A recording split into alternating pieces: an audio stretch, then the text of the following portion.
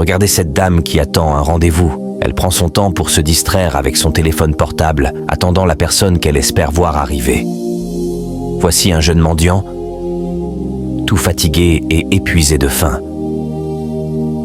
Il aperçoit au loin des voleurs qui se préparent à kidnapper la dame. Il observe la scène, très étonné. Les deux voleurs se mettent en action, sans que la dame ne sache ce qui se passe derrière elle, au moment où il lui arrache son sac. Le jeune mendiant suit la scène, mais il a peur d'intervenir. La dame, trop concentrée sur son téléphone, laisse dans son sac les autres téléphones et objets précieux. Suivez mon histoire et laissez-moi vos avis en commentaire. Les deux voleurs partent après avoir remarqué la présence du jeune mendiant.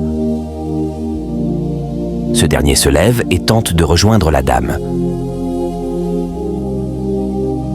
À son arrivée, avant même qu'il ne parle, la dame le rejette. « Quitte devant moi! Ne me touche pas! Qu'est-ce que tu veux ?» Tout cela devient trop tard pour le jeune mendiant qui décide alors de poursuivre les deux voleurs. La dame, elle, manque de patience et de confiance.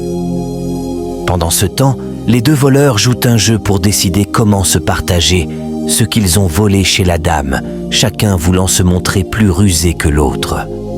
Le jeune mendiant aperçoit alors les objets volés posés sur des briques, juste à côté des deux hommes. Avec un grand silence, il ramasse tout, prenant soin de ne pas se faire voir, puis continue son chemin discrètement. Les deux voleurs, quant à eux, sont toujours en train de jouer, espérant trouver un score pour partager les objets de manière égale. Mais ils finissent par remarquer que les téléphones portables et l'argent volé chez la dame ont disparu et commencent à se poser des questions, fouillant un peu partout. La dame, innocente, est toujours concentrée sur son téléphone, sans se rendre compte que son sac a été volé. Le jeune mendiant retourne alors avec les objets que les voleurs lui ont pris. Il dit « Madame, regardez », ce qui commence à étonner la dame. Elle se met à fouiller dans son sac et remarque qu'il manque des objets. Elle demande au mendiant ce que ses téléphones font dans ses mains, mais sans lui laisser le temps de parler, elle récupère tout et dit « Tu es un grand voleur. Si tu n'étais pas un voleur, que feraient mes téléphones dans tes mains? Quitte devant moi.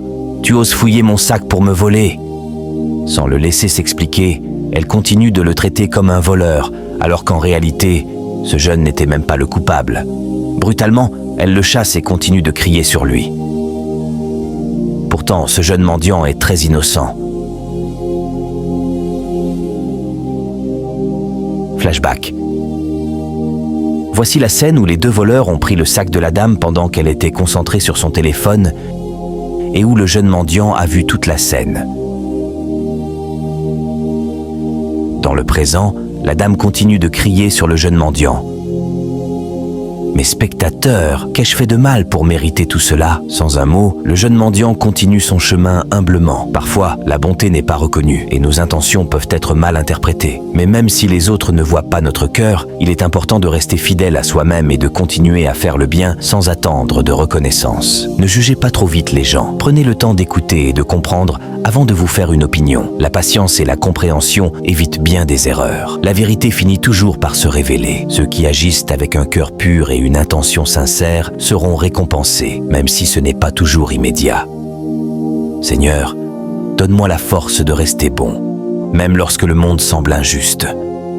Permets-moi de garder un cœur humble et sincère, malgré les malentendus et les épreuves. Partagez mon histoire et abonnez-vous pour la suite de mes vidéos. Non, attendez les amis. Pour toutes vos créations, compte TikTok monétisé, chaîne YouTube professionnelle, page Facebook professionnelle, contactez le numéro qui est sur la vidéo. Votre mendiant est là pour vous aider. Hein? L'histoire continue. Waouh!